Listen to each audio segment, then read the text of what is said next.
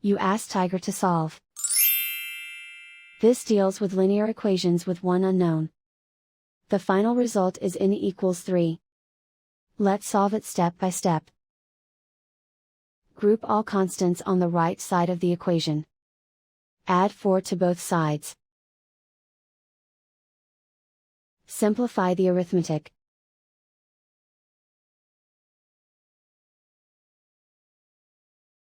Isolate the n.